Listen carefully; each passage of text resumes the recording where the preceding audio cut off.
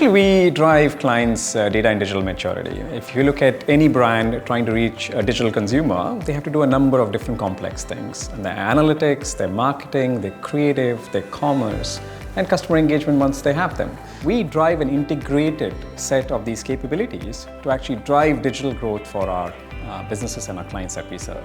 Quite simplistically, it's all about top-line growth.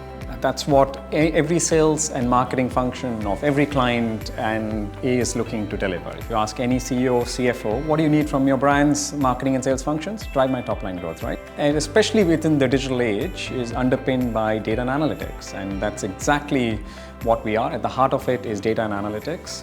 But at the top, we're really driving what I would say is the digital turbine of most clients. Now, if I were to kind of break down what the digital turbine unfolds, it's initially looking at data sets to understand audiences, then using that data and creative insights from that data to actually drive and implement consumer experiences on their websites, on their apps, or other third-party places that they might be like Lazada or Shopee. Now, from there, driving a deep targeted audience advertising, driving brand building, bringing consumers onto these places to drive commerce. And from commerce, you get more data. So that's why it's a turbine, it's a digital flywheel, and how do we keep cranking that digital flywheel in every client that we serve. If you saw 3 to 5 years back, clients foray into digital, especially in Southeast Asia, a lot of the focus was, what I would say, it was purely digital advertising. They were essentially spending digital dollars on Facebook, on Google, on various ad tech platforms, and it was all to drive what is actually brand building. But come now, and if you fast track now, and especially accelerated by COVID, they're not just focusing digital for advertising, but digital for actually transactions in order to grow revenue via digital means. And especially if you look at consumers now, a lot of our purchases are actually via our clients' websites or on third-party marketplaces like Lazada and Shopee. So now digital responsibility is not just advertising and brand building, but it's actually driving real commerce and e-commerce for brands. Now to do this, clients require a fairly complex set of tools and technology stacks and capabilities to manage commerce on their own websites, their own apps.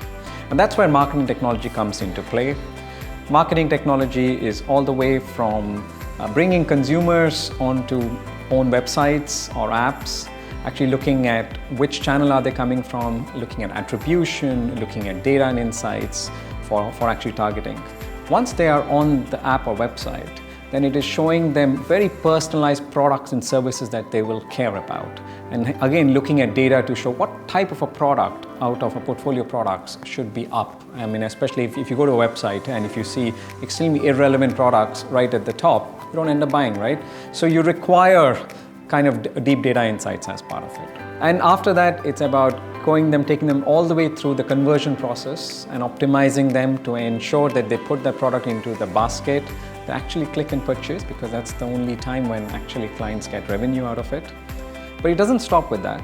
It's post-purchase engagement. Post-purchase engagement on various channels like your WhatsApp, your Line, your Viber. All of that requires at the back end a fairly, I would say, complex customer data platforms. Data platforms where analytics and AI is utilized to drive what I would say all cradle to grave of full digital lifecycle for brands to manage.